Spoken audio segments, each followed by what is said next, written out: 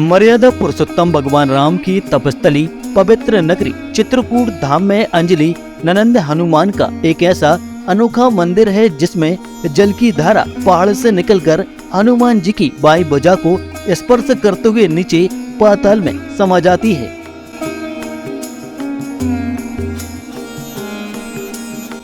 भारत के तीर्थों में चित्रकूट को इसलिए भी गौरव प्राप्त है क्योंकि इसी पवित्र नगरी में भक्त शिरोमणि हनुमान की सहायता से श्री राम के उपासक गोस्वामी तुलसीदास को प्रभु श्री राम के चित्रकूट धाम में दर्शन हुए थे।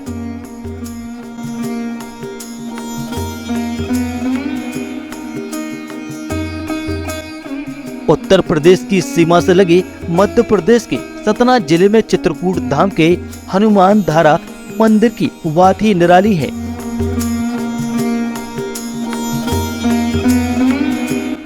आज भी यहाँ हनुमान जी की बाई भुजा पर लगातार जल गिरता दिखाई देता है।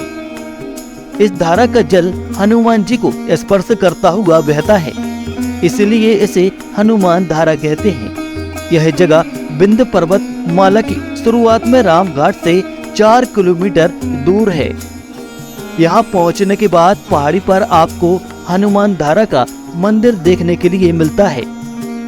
मंदिर ऊंची पहाड़ी पर स्थित है। मंदिर तक पहुंचने के लिए आपको 465 सीढ़ियां या फिर रोपवे के माध्यम से जाया जा सकता है। वैसे रोपवे के माध्यम से केवल हनुमान धारा तक ही पहुंचा जा सकता है।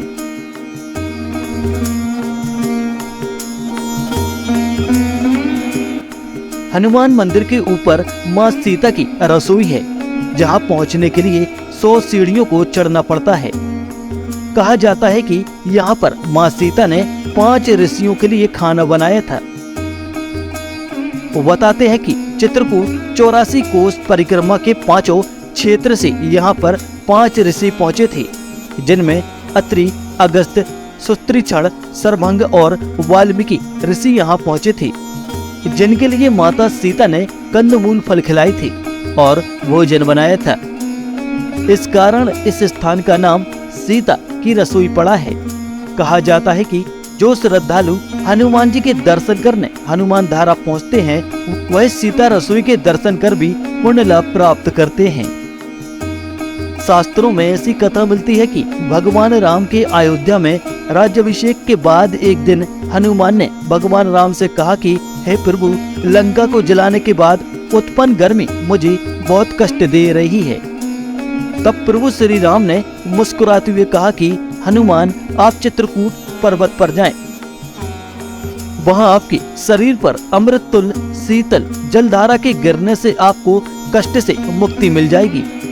हनुमान जी ने चित्रकूट आकर विंध्य पर्वत श्रृंखला की पहाड़ी पर श्री राम रक्षा स्तोत्र का 1008 बार पाठ किया और जैसे ही अनुष्ठान पर हुआ तो एक जलधारा प्रकट हुई, जिसके पड़ते ही हनुमान के शरीर को शीतलता प्राप्त हुई।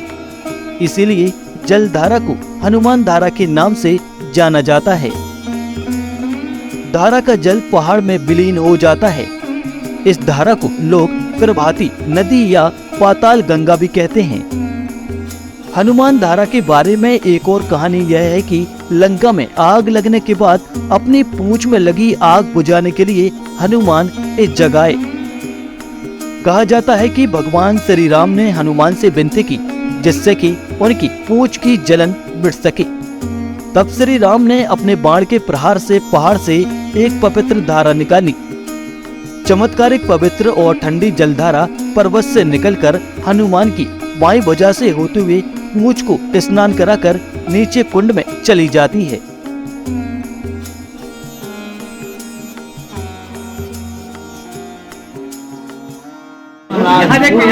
हनुमान धारा गिर रही है, इन्हीं का नाम श्री हनुमान धारा कहा जाता है।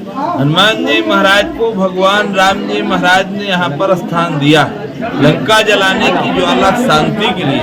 हनुमान जी महाराज ने लंका को जलाए थे, वही हृदय में ज्वाला रहती थी, उसी शांति के लिए भगवान राम जी ने स्थान दिया है।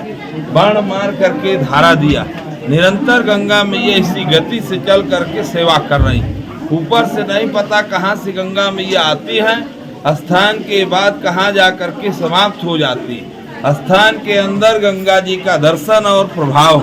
स्थान धारा के पश्चात भगवान राम जी महाराज ने हनुमान जी महाराज को वरदान दिया, भक्त हनुमान तुम कलयुग में पूजनीय होंगे। आप लोग हनुमान जी महाराज से मनोरथ करें।